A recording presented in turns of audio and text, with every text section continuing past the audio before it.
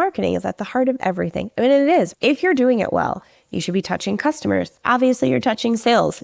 You should have a pulse on what is coming and how you're positioning yourself for the future. If you are a strategic marketer and you're sitting at the epicenter of the whole company, not only do you have a voice to help move things forward, but you can't be displaced by AI. I'm Nicole MacLean, and this is Content Matters, created in partnership with Share Your Genius. This show is your digital partner for filtering the trends and focusing on the content that matters most, creating connection that drives results. Let's cut through the marketing chaos together. Hello, everyone. Welcome to a very special edition of Content Matters, because this is our 1-year birthday party, 1-year anniversary. Woo! If you have seen Kaylee on any calls or any of our clips, that is her go-to. But yeah, it's so exciting. It does not feel like a year. I don't know where the time has gone. But as we were kind of prepping for this and talking to our team, they had a really, really fun idea, which was, Nicole, why don't we flip the script and make you talk about things and get interviewed? And I very reluctantly said, okay, I will do it. So in the spirit of that, I have brought in a ringer, Miss Kaylee Peterson, who is our director of delivery here at Composely. She's so fun. I know you've been prepping really hard for your moderation podcast hosting debut. All day, all night. I've been watching Barbara Walters. I've been really deep diving, thinking of some hard-hitting questions. It's my first time interviewing someone, and I feel like I'm going to kill it. 100%. So you guys are in for a real treat. But truthfully, we just kind of wanted to take a moment to look back, kind of think about some of the lessons we've learned, reflect on what we think the go forward's going to be. So this is a just kind of fun, quick pick-me-up for you guys in your day. But with that, I don't know what I'm doing as a guest, but I'm going to pass it over to Kaylee, and we'll see how this goes. This is so fun. I don't know what I'm doing either. This is going to be the best time ever. Fake it till you make it. And that's the name of the game. All right. That's really what I've learned in this podcast is just, if you just show up and put a smile on and talk to some cool people, like it'll work out in the end. You know, the difference between people who do it and don't do it are people just do it. And I've always said that. Just do it. Nike. Just like Nike.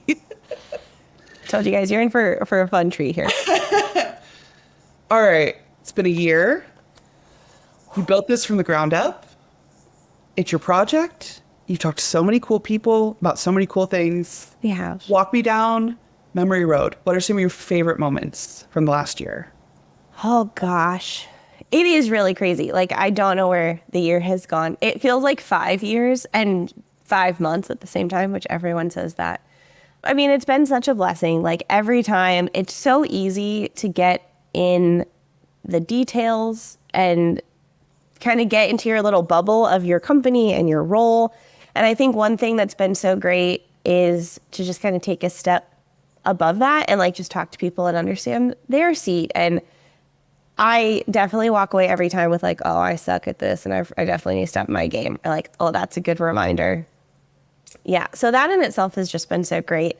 But thinking back, again, I mean, we've had such a great team supporting the podcast, but the recommendation was to start with someone like people you know, people that you already have good rapport with. And so when I think about our first few episodes, specifically with Chris Bastow and Kira Dowd, who were both Composely customers, but people that I'd gotten to know before, like that was just kind of fun to, it was just nice to kind of enter in to this new project with a little bit of safe space. And I think to date, both of their episodes are some of the most engaged with. So not only was it a safe space for me, Kaylee, to like figure this out, but really great context or just really great content. I remember in Kira's episode in particular, she talked about this idea of like friendship and like content friends and like thinking about your persona. And I remember having like a dumb line about like, oh, we need to have this crocheted on a pillow, like all marketer. And it was just like that kind of stuff, which is really fun. So the start, of course, was great. Amanda Salem from Constant Contact also joined earlier she is just a hoot and a half. Again, some of my favorite times didn't make it on the recording, but if anyone has watched Amy Poehler's Good Hang podcast, and there's the clip with Seth, Seth. What is Myers? Thank you, Seth Meyers. I try to say Seth Rogen, different vibe. And Rachel Dratch, and I think Fred Armisen, like that episode. But Yes. there's a clip that went semi-viral of like Rachel Dratch trying to get headphones and like untangling them, and like her doorbell rings. And that literally was the almost like frame for frame start of my podcast with Amanda. It was like she tried headphones, they didn't work, had to go get like her son's gaming headphones, and then like her dogs were banging on the door, and it was just like so fun. And then I think that really showed into the episode. Really, my favorite ones are just like the good relational ones, but it was great content as well, which is really helpful. I think some themes though that like consistently come up, I was really surprised that almost everyone I talked to started somehow in journalism. Oh. Like very rarely was it someone that was like, so I went to school for marketing. I graduated from college with marketing. Well, I do think marketing is something you kind of stumble into. You're doing some other odd end job and you're like, wait, I could do this. Because marketing's so fun. But the journalism piece was interesting. And it was also really interesting to have those conversations in the year that AI has had. And it feels like consistently, a lot of the things that people said made them successful as marketers was the background in journalism, in trying to think through a story and the storytelling and the narrative and the like, what is my point of view in this piece and who am I speaking to, which really is the foundation of marketing. But it was very interesting to me that almost, I mean, maybe I have some bias in this. I should go back and look, but I mean, I would say 60 to 75% of our guests somehow started in like communications or journalism. Yeah, as you were saying that, I was going, oh, I have a communications degree. Right. Yeah. I feel like I'm the oddity. Like I did go to school for marketing. You just knew back then this was your future? So I had a really lovely high school teacher who was my computer apps teacher of all things, taught me how to type. If she was telling the story, I would say I was a little high strung as a high schooler. No. I know, crazy everyone. But my senior year, she's like, you just need like a fun class, and literally marched me into my guidance counselor's office, like the end of my first semester senior year, and said she's going to take my sports, recreation, and entertainment marketing class, which was basically like the 201. Like we had just basic marketing. And then we had this, and you had the prerequisite to take marketing. And I was like, I can't take your class. I've never taken marketing. I don't know what this is. She's like, I don't care. You're fine. Like, I'm approving this. Like, you're just going to join this class. It's going to be fine. So like over winter break, I like looked up marketing. I like read the marketing textbook, and I show up day one, and it was all project based, which was really fun. But we had to do like, if you were at Six Flags and you had to create like Willy Wonka, I think Charlie the Chocolate Factory had just come out. So it was like, imagine you're doing a collab with Six Flags, and like, what would your attraction be? It was like March Madness. Everyone had to pick a college and then figure out how you would do a campaign around that college being in March Madness and like promoting it. And it was actually that class. I said, oh, this is what I want to do for my life. And so I changed my major to marketing, and here we are. Here we are. Yes. As someone who had 6 majors in college, I'm very impressed by that direction. I was very, very blessed. I had coffee with her like yesterday, actually. So I'm very fortunate that I get to keep in touch with her, which is cool. Wow. I feel like we should send her a personal thank you card. I've sent her a lot of thank you cards, being honest. But no, she's great. And yeah, those teachers, man, if you're a teacher listening to this, thank you for your service. For your service. Thank Truly. you so much. You are so brave. Truly. So brave. Okay, so you've talked to some cool people. Yeah. Had some great conversations. It sounds like journalism is a theme, but I'm curious, like, what moments or conversations have really resonated with you this year and stuck with you, maybe in a way that's changed the way you think about things or that you kind of go back to? Oh, that is a good question. Ms. Barbara Walters. Thank you so much. Coming in has changed or stuck with me. There is a conversation with Sherry Otto that really stuck with me for a few reasons. So she's a former HubSpot person. She did a lot. If you didn't watch the episode, I would highly recommend. But she stuck out for me in two ways of the conversation. The first is she has really focused her professional growth around like psychological principles and like psychological behavior. And so it was so fascinating. Every time I talked to her, she talks about the psychology behind marketing and like why you do this CTA, or like when you run tests, like if you're doing an email, make sure you have 3 things, because like the rule of 3, or, you know, trying to like reverse psychology, you know, so take this approach and test that and see how it gets people to engage. My minor originally was in psychology, because that was my thought, was like, okay, well, if you're going to market to people, you need to know how their brains think. I did change my minor. But it was, I think a lot of times people, like, marketing has made this shift over the years. And that actually is a theme I've noticed over the years. I'd say the last 5 to 10 years, marketing has so desperately tried to say, like, we're not arts and crafts. We're not fluffy. We're not brand. Totally. We're demand. Let's talk about lead gen. Let's talk about metrics. Let's bring the science into marketing. And with Sherry, it was interesting of like that she was almost bringing like behavioral science to layer on top of it that does yield real tangible metrics. So I think that was very interesting. The second piece was just more the personal connection with her, is because she did work at HubSpot. And you talk about Barbara Walters, but I asked her this question. She's like, honestly, no one's like, I've never had the space to talk about it. But I was like, how often, because you have HubSpot in your resume, do people just assume you know all the answers, or just assume that like, oh, well, she was in HubSpot. So like people do this all the time. Like, oh, you were at Google, you were at Meta. Yeah. Obviously, you're going to be the saving grace for our company. And there's pros to that, and there's incredible experience.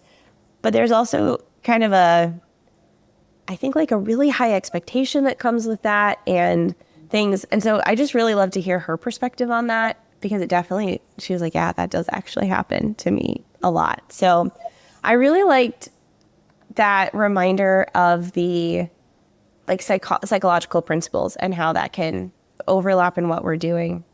2 other ones, again, really personal, which is like why we built this show to begin with, was the personal. Yeah. But Miles joined our show, probably way longer ago than I thought it was. But he and I have like still stayed in contact so much after that. And like we talked a lot about, of course, what he's doing at his company, Trolley, which is really cool. But he also talked about like his personal mission, which is to help coach people and kind of do like some career coaching. And I think that was just another one that really stuck out and reminded of like, again, how easy it is to get stuck in the mire of what you're doing in day to day, and thinking about like, I know that I am where I am today because I had really great people who were willing to do coffee chats, Zoom chats, and take that. And so I think that was just a good reminder of remembering to take that step out and like find someone that, you know, whether it's a local networking or going to your alma mater or finding a school to talk at, or someone happens to reach out to you on LinkedIn that's a student, like being willing to kind of give that time and perspective. So that one has really stuck with me. And then one of our, I think to date, probably most watched and also like longest watched episodes with Jillian. I always pronounce her last name wrong. And she's actually one of my really good friends, but I think it's Hoffer is how you pronounce it. But she talked a lot about data, which I also think is, especially in the world of AI, something that it's kind of like video. We talk a lot about how the barrier to entry of video has gone down. Like how many car videos do we see of people? And if it's good content, who cares? I don't think enough brands are taking advantage of proprietary data, or just like putting a survey together or looking at their community.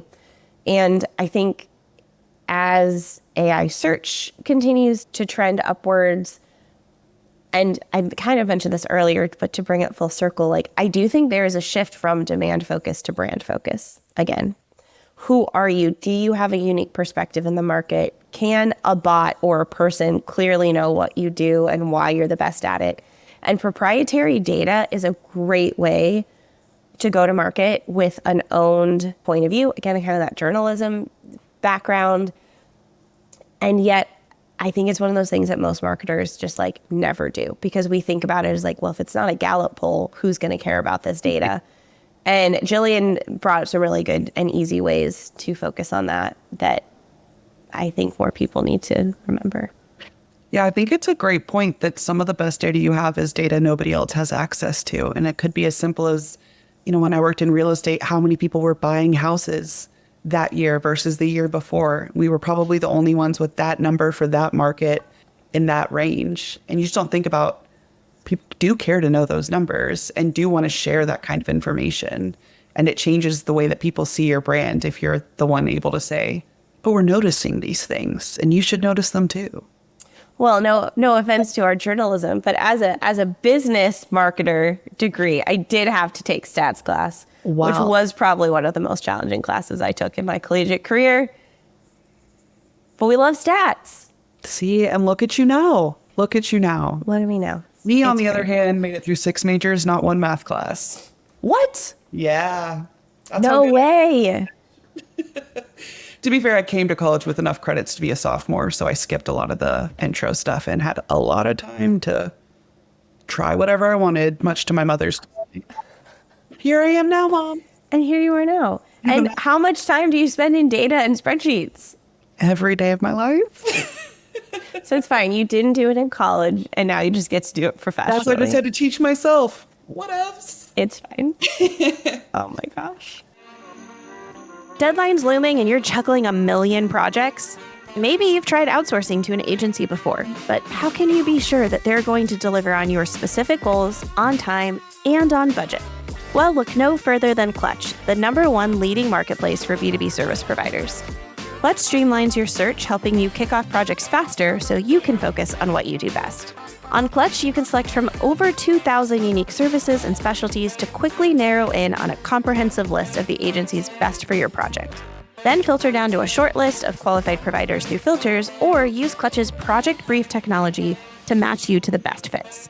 From there, just compare the providers by reading in-depth verified client reviews to learn more about the work that these agencies have done for businesses like yours, so you can make a confident hiring decision. Get matched to the best agencies for your business and request quotes at clutch.co/content matters. You'll be one step closer to having those projects off your never-ending to-do list so you can shift focus back to the big picture. That's clutch.co/content matters. Okay, thinking about, it's been a crazy year for content, for SEO, for AI. I feel like everything changes every time we turn around. What do you feel like this year you've noticed are the biggest changes, the biggest shifts? You've talked to people from all over in all different positions. What are you seeing happen in the market right now? Yeah, this is a really good question. I definitely think the switch from demand to brand is a big one. A lot of people talking about storytelling and the narrative of their content and their brand. I think there is a big shift from quantity and scale of content to, I would rather produce less that's higher quality and that I can better repurpose across multiple channels. Yep. A lot more conversation. I mean, we've always talked about repurposing and the wheel, like the hub and spoke model, or like micro content, pillar content into other things. That's existed for a while, but now I am seeing more people, and I think that's partly thanks to AI, is it's easier than ever to repurpose. The generation is still really kind of a scary place to live, but doing a podcast and taking this transcript and repurposing it and clipping these videos and putting it on social and being able to not just say, okay, I wrote a social post and let me copy and paste it on Facebook and Twitter, now X, and LinkedIn and Instagram. Let me throw a random picture on and I'm done. But saying, okay, no, actually, I want to have this through line. Like, this is the point of the podcast. I just listened to Nicole on, and I'm going to adjust that per platform. Like, those types of things, I just feel like now more people have, we're not just talking about it philosophically. I'm hearing people talk about how they're actually executing that on a day-to-day basis. So that's actually an exciting thing for me, is to see that type of evolution, because it is something we've talked about, but now I think people are actually doing it and doing it more effectively than ever before. A lot more thought leadership.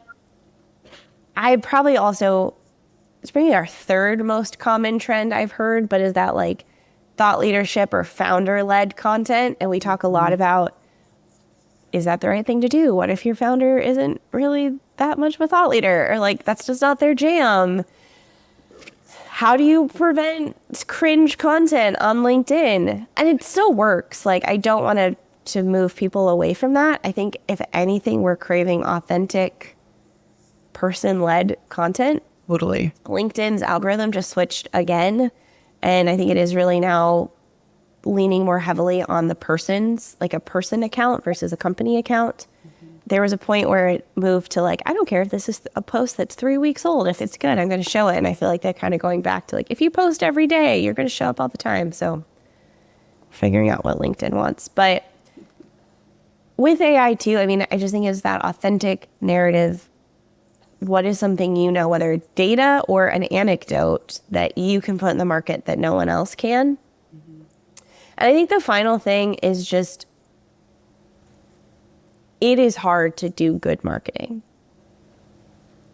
Like, it's not hard to have a good idea, or it's not always hard to execute, but like, it's now easier than ever to just put trash out.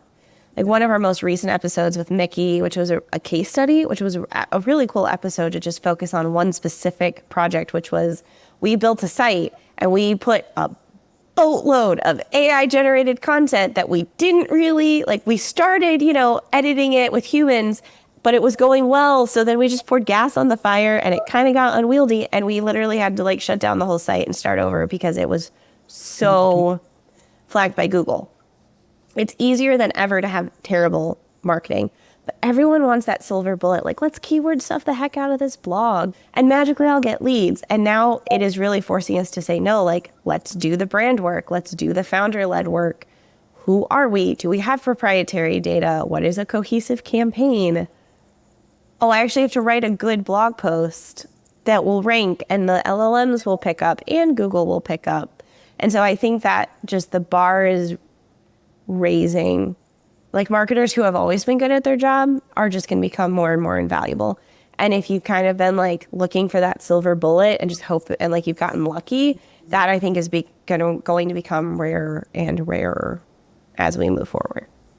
It does bring to mind the turtle versus the hare, that old Aesop's fable. Ooh, yeah. Where I've always said foundational, slow, good content, good work gets you so much further in the long run than just trying to get there as fast as you can by any means possible. And I think AI's really highlighted that, where if you took AI and you ran with it, I think you're seeing some of those consequences happen 6 months in, 8 months in, these sites that are just crashing from so much. Well, and there is an AI boom, which everyone's saying, and I'm really trying not to just be like, oh, well, AI, like the AI bubble's here. Like, I think some of that is noise and market things. Like, people, it's not that people aren't using AI, but I think a lot of companies said, let me custom build this workflow, or like, let me custom build how AI can solve this specific problem. And I don't think we're at a point yet where people want to pay for that specificity when they can like trip through it with the basic tool. Yeah. And I think that's going to be an interesting thing to follow over the next few episodes. It is spacing me who we talked about this, but we recorded the episode like right after the agentic AI came out with ChatGPT. And I think that is going to actually shift a lot of our conversations go forward. It's going to be, how are you creating workflows with AI versus like, are you using AI for your content? Are you using AI to repurpose this? It's going to be more like, how are you setting up a whole new structure where AI is purposefully built at very crucial moments of the process to save time? And now you're moving way faster. And I think that's going to be a shift we talk about more in and we're not in 2026 yet, but so close. We're so close. I'm curious, thinking about the impacts of AI, the workflows, what you can do with AI now, how much it's changed and grown even in just the last year. When you said noise in the market, it just made me think of how often I'm hearing marketers right now panicking about AI and their jobs, and especially in content. And I'm curious your perspective on what the future looks like for marketing, for companies with AI. where is the marketer's role in the world of AI? Oh gosh. I mean, I think if I knew that, I'd probably be in a very different spot. Yeah. Right now, I am equally seeing some companies double down and say, like, no agencies, no new hires. We're freezing our hiring budget.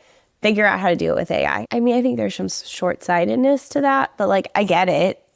They're trying to force to see if it works. And on the other hand, I am seeing people who are taking a more thoughtful, I don't want to say the other is not thoughtful, but like they've seen the risks, I'll say, of AI. And so they're still looking for people to be more heavily involved in the process. I have said this for a while. I still think that the skill set of editing is just going to continue to be more and more of a valuable skill with AI. Again, you have to be a good writer to prompt. You have to be a good writer to be able to see like if this is trash, but more so is the editing eye. And actually, I think a lot of people are terrible editors. So that is going to be interesting to me as we go forward, because I just think if you're not using AI at this point, it's not, oh, you're so dumb, like it's going to be wrong. It's you're so dumb, you're not being efficient or using the tools at your disposal. So it's just learning how to do that well. And then I go back to the journalism thing. Like that is really interesting to have marketers who are the strategists. Probably the second most common trend I heard is like marketing is at the heart of everything. I mean, it is. If you're doing it well, you should be touching customers. Obviously, you're touching sales. You should be touching product. You should have a pulse on what is coming and how you're positioning yourself for the future. And if you are a strategic marketer and you're sitting at the epicenter of the whole company, not only do you have a voice to help move things forward, but you can't be displaced by AI. And I think that's the opportunity for marketers.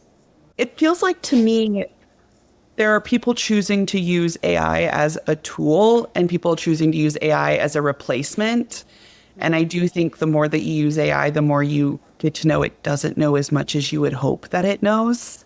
And it does take someone who knows what they're looking at to be able to tell if it's good content or bad content, or if you're getting good output or bad output. I can't tell you how much SEO output you get that you're like, I don't think that's how that works. I don't think that's right. And I think that strategic stronghold that marketers have feels like kind of the thorough line here of what keeps marketers a valuable position at any company too. I will say, I don't know that this should count because it wasn't on my podcast, our podcast. But the thing I watched, which was a 30-second clip from an interview with Sam Altman, that is probably the thing that has affected me the most, is everyone right now is talking about AEO and AI search. And I think we are all comparing and thinking of ChatGPT as a competitor to Google. I would posit that Sam Altman does not consider Google a real competitor or threat to ChatGPT. Because what he said is like most, especially like elder millennials, Gen X, boomers, primarily use ChatGPT as a Google replacement. We are just asking it questions. It is a query thing.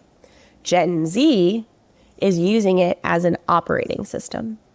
And if you read some of what they put out and some of the visioning stuff they put out about agentic AI, that is what they're after.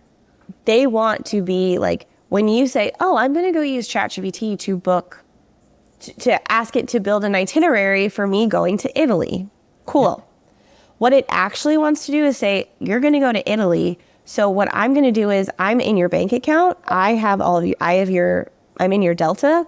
I have your passport information. I'm going to go book your flight. I'm going to book you your experiences. I'm going to book your hotel. I'm going to give you the confirmation numbers. I'm going to make sure there's an Uber waiting for you when you need to leave. And you literally just needed to approve this itinerary. And I've gone and done all of this for you by having access to everything in your life. And that sounds cool. This is a conversation for another day, but is I think a little terrifying. And as marketers, we are so laser focused on, oh my gosh, we're going to lose organic search. And like, how do we get our leads? And don't get me wrong. I know, like, it keeps me up at night too, guys. But I think we're missing, like, what's the saying? Like, you can't see the forest through the trees. Right now, I think we're so like, The tree is AI search. And where's my leads? And how am I driving traffic to my website? And please don't fire me, boss, because like all of this is changing. And I think we're missing like a little bit as a population, but as I think business people of like, that's why I said workflows, I think will be a bigger conversation or something I want to push on our conversations go forward here is it isn't just the singular prompt or the singular blog post. It is truly a broader forest of how we're using AI. Totally. And I think the fact that AI is so personalized too means, for SEO, the same three people Google the same three things. They're probably going to get relatively the same results. That's just not how AI works. AI is going to give you the result it thinks you want to know more. If I ask a question and my sister, who's a teacher, asks it the same question, we're going to get different responses because we have different perspectives and we ask for different things. And I think that makes it less about appearing in specific instances and more about making sure that it understands you and your brand and when it's appropriate to recommend, when it's appropriate to use your site to purchase things. They've just done Etsy and Shopify integrations. You don't even have to leave ChatGPT anymore to make purchases. So I think it does make marketing more of actually marketing everywhere matters now, and not just, am I ranking for my keyword, but like, do I have a presence? Do people know me? Do people talk about me? Well, Chris Bastow, who I mentioned is one of my early guests, gave me screw AEO and GEO, but SEO, search everywhere optimization. Yeah. And I am so for that term. I said, I am stealing this and telling everyone about it. Because that is what it is, search everywhere. That is the community word. We'll just never stop asking questions. It's human nature. They're always going to ask a question somewhere, and we just have to adapt to where they're asking the questions. Agreed. I think the last thing I'd love to leave on this, because it does come up in a lot of episodes, and like as we're talking about it, it is both equally exciting and terrifying. And just a little bit of the heartfelt of like, it is hard being a marketer. I would argue it's one of the hardest jobs because it is right and left brain, unless you're at like a really great enterprise and you can really hone in on like one or the other. But for like a lot of us B2B, like mid-market, small scrappy teams, you have to be good at everything. You have to manage up, you have to manage out. Your priorities are almost never the priority. It's always what sales or the customer needs, which is the right thing. I'm never mad about that, but it is a reality. And and everyone thinks they're a marketer, and very few are actually good at it or know what it is. And it is just a really hard job. And it is a really hard job, especially when there's a market who doesn't even know what the market wants right now. And so I just leave you with like, keep going. Find people that you enjoy talking to, like build yourself a community, because without it is really hard to sometimes recognize that like you have a hard job and you're probably doing a better job than you think you are. And like, I say this to our team, but like the grit and just getting through times like this is often, those are the teams and the people that come out on the other side stronger. That's a little sappy, but that's that for you. It was very heartwarming. I was going to ask you, do you feel like content matters in 2026? Okay, Barbara Walters. That's a good one, all right. Yes. Just thought about myself just now. Content still matters. Content still matters in 2026. It does. Easy question. It just does. And that's why we're gonna keep going. We're gonna be finding the matters and figuring out what we need to do. Anything you're excited for in the next season of Content Matters, Composely? Just like more cool people. I mean, that has just been the biggest gift. If you couldn't tell by most of, I don't know that I gave you guys a ton of tactical action items, but the people relationship has just been so freaking cool. So that's been great. So if you're listening to this and you haven't been on the show and you have some cool content matters to discuss, hit me up. Love to have you. I do think that the conversations will shift, which will be cool. You know, it's not just like, should you use AI, but how are you using AI? And so I'm excited to kind of see that evolution. Yeah, I think those are kind of my two things I'm the most excited for. Excellent. Well, congratulations on 1 year. Thank you. And again, you know, I said this earlier, but we have a great team. behind it. You guys have to see my face, which I'm so sorry, in every episode. But there are so many awesome people behind the scenes supporting us, our team at Share Your Genius and our marketing team at Composely. So this is a fun celebration for all of us. And thanks for coming along the ride, everyone. Woo! Woo! Let's go. Another year. Let's just go. keep rolling. Keep it. All right. I'll see you on the next one. Thanks for listening to this episode of Content Matters, created in partnership with Share Your Genius. If you like the show, please subscribe, leave a review, and share with a friend. Otherwise, you can find all the resources you need to stay connected with us in the show notes. Till next time.